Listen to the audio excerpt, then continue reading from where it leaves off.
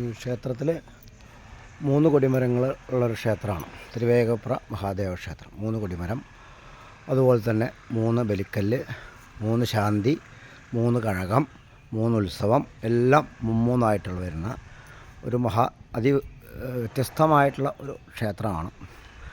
മഹാദേവൻ, ശങ്കരനാരായണൻ, വിഷ്ണു, ഈ 3 മൂർത്തികളാണ് അവിടെ ഉള്ളത്. ഇത് വിഷ്ണു ആണ്.